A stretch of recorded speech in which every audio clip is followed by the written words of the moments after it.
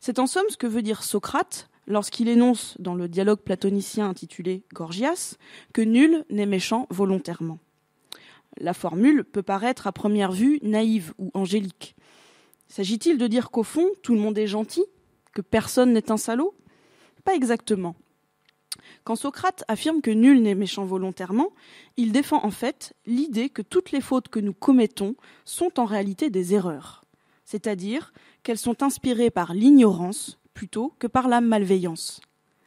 Les hommes font le mal en croyant faire le bien. Ils prennent subjectivement pour un bien ce qui est objectivement un mal. Celui qui vole ne le fait pas parce que c'est mal de voler, mais parce qu'il est bon de posséder des richesses. Celui qui tue ne le fait pas parce que c'est mal de tuer, mais parce qu'il est bon de se venger ou parce qu'il éprouve du plaisir à le faire, que ça lui fait du bien. C'est donc involontairement que l'on est méchant, que l'on commet le mal, au sens où l'on ne discerne pas vraiment où se situe le bien, où l'on s'illusionne sur la nature bénéfique d'une action.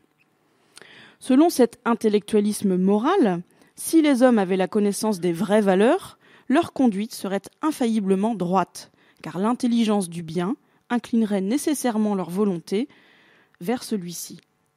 En définitive, le mal pour les hommes n'est jamais qu'un moyen et non pas la fin ultime de leurs actions.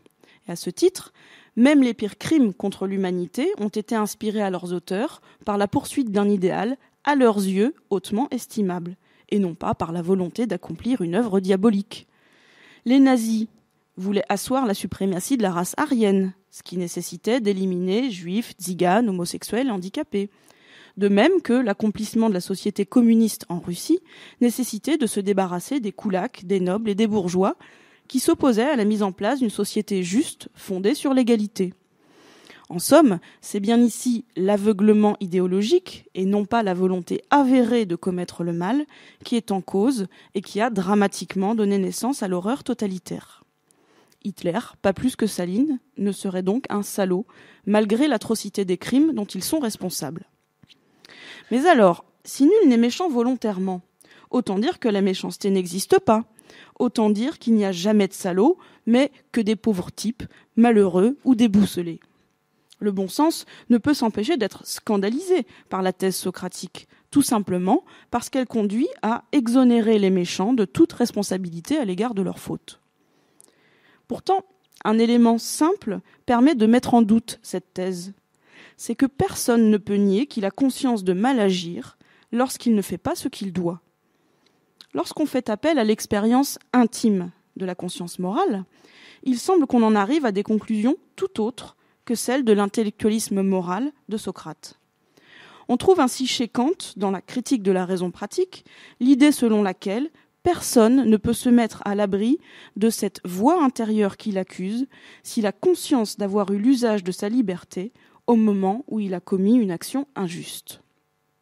Autrement dit, la présence en nous de scrupules ou de remords est le signe manifeste que nous avons délibérément opté pour le mal au moment de l'action, et pas seulement que nous nous sommes trompés sur la nature du bien.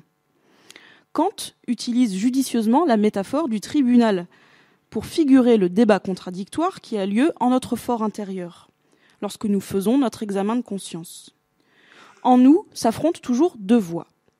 Celle d'une part de la conscience morale, qui nous accuse de nos fautes et nous rappelle à notre devoir, et celle d'autre part d'un avocat qui cherche à nous innocenter et à nous décharger de notre responsabilité.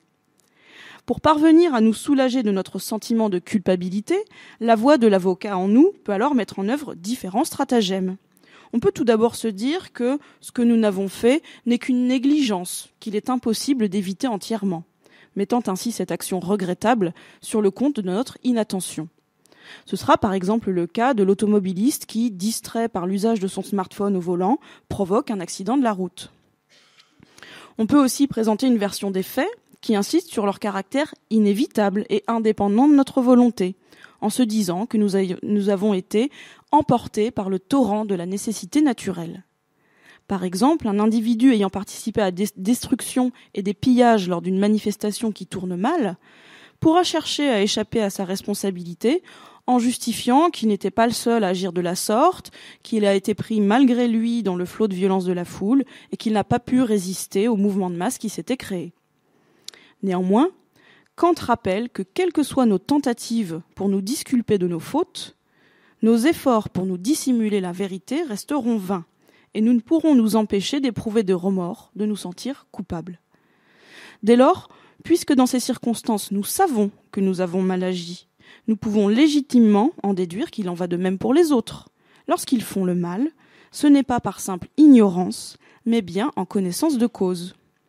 À partir du moment où l'on est capable de se rendre compte qu'on a soi-même, dans telle circonstance, été salaud, on peut à juste titre user du terme pour qualifier celui dont les fautes ou les crimes nous indignent.